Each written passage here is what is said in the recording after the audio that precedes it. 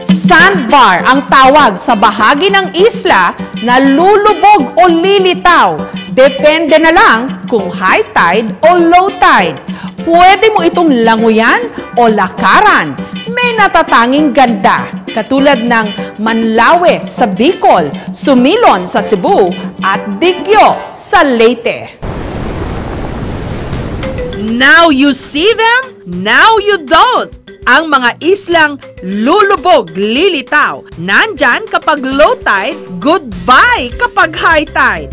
Ang mga ipinagmamalaking kristal ng Pilipinas, the amazing sandbars.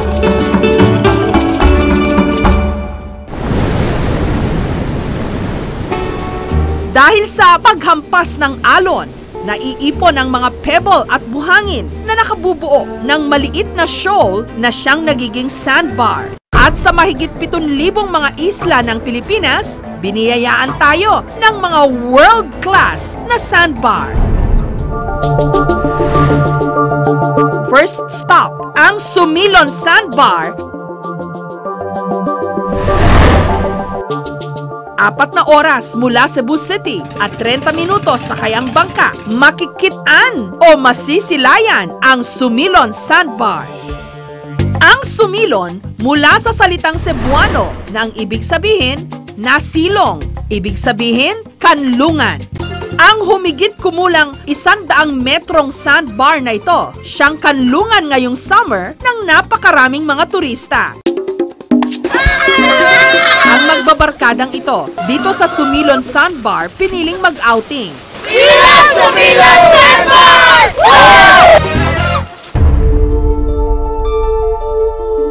Pahaba ang hugis nito.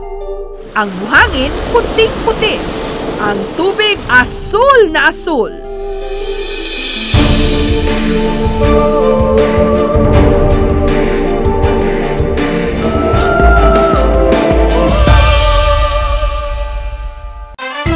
Dahil dinadagsa ng mga turista, 5 minuto lamang mula rito, may mapagpapahingahang mga villa.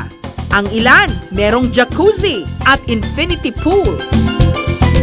Ang iba naman, may mini pool, bathtub, at private view ng karagatan. 21,000 pesos kada overnight stay. We have a lot of people coming over. Kung gusto nilang magpalipas ng gabi sa isla, kami lang yung meron na pwede mag-accommodate sa kanila. Sa gitna ng Sumilon Sandbar, may hagdan na pwedeng akyatin ng mga gustong magpamasahe, Pinoy style.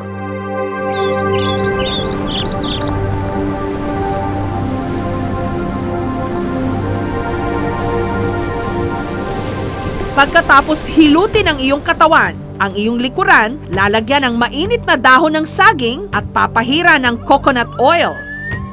Ang iyong mga binti at paa, papaluin at mamasahiin ng kawayan.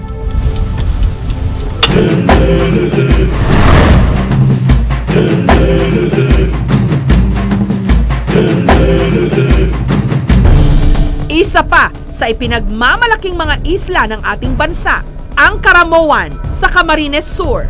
Narito ang tinatawag nilang Manlawe Sandbar. Mula sa salitang Bicolano ang Manlawe, ibig sabihin malalaking alon. Tuwing alas 11 ng umaga, makikita ang 1 ektaryang sandbar. Malayang-malaya ka ritong makakapagliwaliw. Sa dulo, pwedeng lumangoy. At kung anong ganda sa ibabaw ng isla o sandbar, siya ring ganda kapag sinisid ang karagatan. Dito makikita ang tinatawag na brain corals. Kung napagod ka sa paglangoy, pwedeng mag-sunbathing. Kapag nagutom, no problem! Marami ritong naglalako ng sariwang mga laman dagat.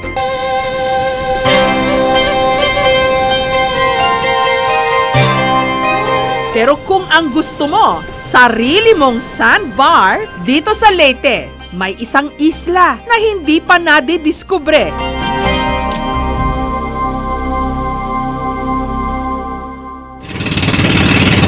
30 30 minutes sakay ng bangka mula sa bayan ng Inupakan. Makikita ang Virgin Island ng Digyo.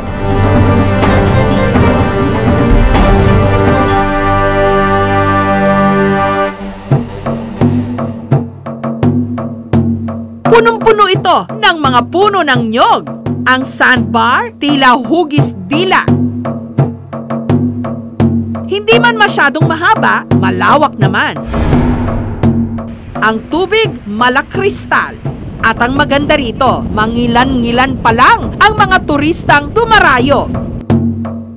Ang Digyo ay kabilang sa tinatawag nilang 4 islas. Maganda talaga kasi very virgin. Napakabait talaga ni Lord. Binigyan na nga tayo ng mahigit 7,000 mga naggagandahang isla. Akalain yung may bonus pang mga sandbar.